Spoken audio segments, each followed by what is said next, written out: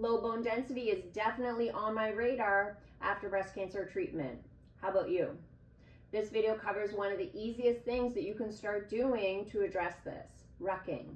Hi, I'm Erica. I'm a breast cancer thriver and a chiropractor. What exactly is rucking? Rucking sounds fancy, but it's literally just putting weight in a backpack and walking with it. Before getting into the details, why would we even be concerned about low bone density after breast cancer? Estrogen is a key hormone that helps with the balance of building and breaking down bone. Various parts of cancer treatments can put you into early menopause, which reduces estrogen levels in the body. Treatments can also speed up the normal bone loss in women who've already gone through menopause.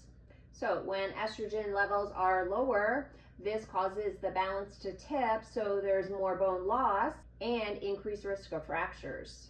So how does rucking help? Weight-bearing exercises like rucking help to increase bone mineral density or at least slow down the reduction of bone loss. So in basic terms, the weight of the backpack puts stress on your bones in a good way, and then this causes the body to respond by making your bones stronger. Let's go through the steps to get started. The first step is getting a backpack. People often refer to their weighted backpack as a ruck, so I'm going to use the term ruck and backpack interchangeably. Do you need to buy a special backpack? Definitely not. Any backpack that you already have at home will do. There are specific rucks that you can use like this one, but it's not necessary. The second step is getting weights to put into your bag. You can use actual weights. These could be either small weight plates or dumbbells. If you don't have any weights, no problem. You can use some items that you may already have at home or that will be easy to get. You could use a few heavy books. You could fill a bag with sand, or you could use a bag of rice. Another option is using a few water bottles that are filled. If you find that the objects in your bag are moving around a little bit too much, you could wrap them in a towel to keep them a bit more secure in your bag. How heavy should the weight be? This is going to really vary. An example of where to start could be about 5 to 10 pounds. I did a bit more of this when I started rucking about a year ago and started with 15 pounds, and that was plenty to start with. A few months later, I increased that weight to 20 pounds, and I kept it at about that since then. Sometimes you'll see information about the weight being a certain percentage of your body weight to start out with. Say anywhere from 5 to 15%. When in doubt, aim for a lighter weight on your first few rucks, and then you can always increase it over time. Let's circle back and take a look at how much weight some of those household items are.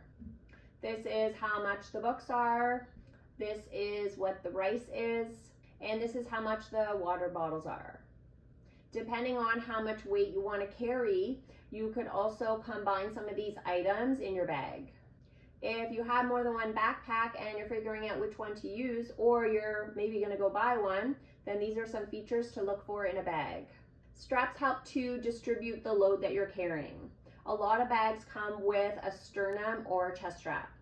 It's ideal if you can adjust it up or down, because it can be uncomfortable if it's sitting sort of right over your breast area, depending on what type of surgery you had. With my ruck and 2 other backpacks that I have, I am able to adjust the chest strap up and down, so it doesn't feel like it's just like squishing my implants if it's right across the center of my chest. If your backpack is more of a hiking type of bag, it may also come with a waist strap, which is a bonus. A separate laptop section can be helpful if what you're using for the weight is a bit more slender, so maybe using those books. This keeps the load closer to your body and can help with alignment when you're walking and just feel a bit more comfortable. My ruck has specific plates that fit into a Velcro compartment on the part of the bag that sits closest to your body. So if you have a laptop section, this is similar to where that weight would sit. Regardless of what you're using for your weights, you may want to put in a towel or 2 at the bottom and then have your weight sit on that. This allows the weight to sit a little bit higher in the bag and not right at the bottom. As a comparison, in my ruck, that Velcro compartment, the weight sits sort of in my mid to low back area, not all the way down at my butt. How about a weighted vest? This is definitely another option. There are a few perks to using a backpack as compared to a vest, but it's really personal preference. I do like with a backpack that I can throw other things into my bag, like a water bottle or jacket, or if I'm using my ruck and then I'm going out to do some errands, I can also put some other things into it. How comfortable a weighted vest feels can really depend on the type of surgery that you had. My preference is not to have something heavy sitting on my chest. I don't know about you, but my sensation in my breast area isn't great after a double mastectomy, and it just feels weird to have something pressing in that area. With implant reconstruction, I also don't like the feeling of my implants being squished with any weight.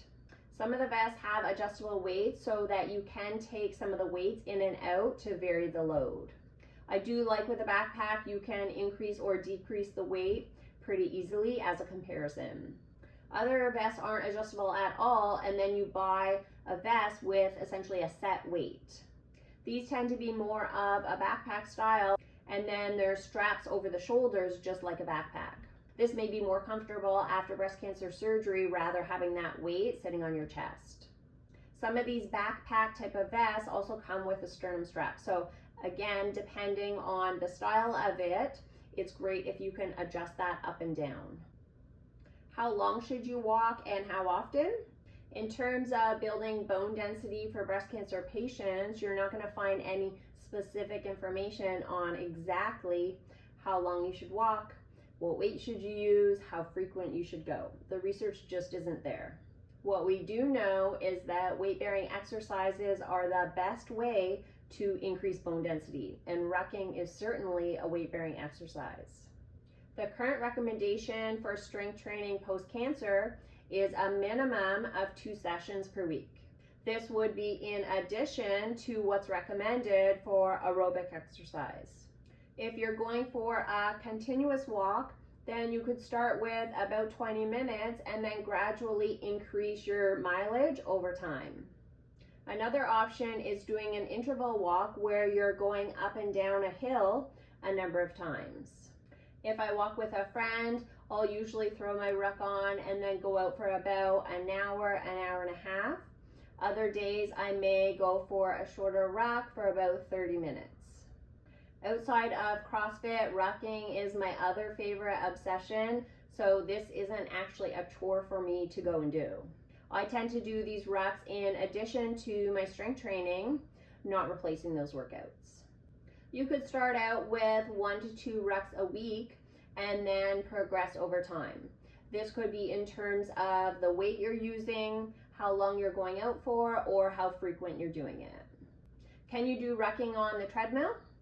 Sure, you can do that. Depending on your climate, this option may make sense at certain times of the year. The downside of being on a treadmill is that you don't get the additional benefits of being outside. Consider subscribing down below for more recovery tips to help after breast cancer. Proper form is important when you're carrying weight, so here are a few things to keep in mind. The goal is to keep fairly upright when you're walking. If the weight is too heavy, you may find that you're rolling your shoulders too far forward and or bending at the waist to compensate. You'll want to reduce the weight or distance that you're going if that's the case. If you have them, bearing the straps throughout your walk helps to change the distribution of the load on your body. I typically cycle through doing and undoing my straps throughout my walk. I start out with no straps at all, and then after walking for a while, I'll do up my sternum strap, and then after walking for a while again, take that off and then do up my waist strap. And then I'll usually cycle through those 3 positions throughout my walk. If you just have a sternum strap but not a waist strap, I would cycle through doing and undoing that throughout your walk. This is another advantage of using a backpack as compared to a weighted vest, as there's more adjustability in your load throughout your walk. For more variety, rather than swinging your arms the whole time, you can hang on to the backpack straps for some time. Just ensure that you're not leaning too far forward doing this. Speaking of the backpack main straps, it's a good idea to adjust these so the weight sits quite high on your back. If it sits down too low, you tend to tip back too far. The benefits of rucking aren't just limited to targeting bone density. Rucking is great for improving your posture, which probably needs some attention after breast cancer surgery. The weight of the ruck helps to extend your spine and even pull your shoulders back into a better position. I find this is pretty automatic when you're carrying weight and you don't need to think about this too much. Because rucking is mostly done outdoors, you'll get the additional benefits of some fresh air and vitamin D from the sun while doing it. Rucking can also be a social thing. Walking with some different girlfriends has been a huge part of my cancer recovery, both physically and mentally. Rucking can improve balance and coordination, which is a significant benefit when it comes to trying to prevent falls and fractures. If some of your walks are done on uneven surfaces, this is a bonus. The cardiovascular benefits of rucking are pretty obvious, but you're also building strength at the same time in your upper back, your lower back, your legs, your glutes, and your abdominals. All of your little stabilizer muscles are working too when you're walking with weight. The first time I went for a ruck, I was pretty surprised with how my abs and glutes had to sort of automatically turn on to carry the load. I don't notice this as much now as my body's gotten used to it, but those muscles are still working. There's a low risk of injury with rucking as it is a low impact exercise. It's gentle on your joints, especially your knees. Some people wonder, won't rucking hurt my back? It's counterintuitive, as you would think that carrying a load on your back would aggravate it, but rucking actually pulls your spine into a better position. There may be a transition phase if you do have some low back pain as your body adjusts to the weight and walking over time. Check with your healthcare team to see if rucking is a good option for you. Let me know in the comments below if you give it a try. What weight did you start out with, and did you use a backpack or a vest? Other women reading the comments will want to know this information too. Keep active and see you next time.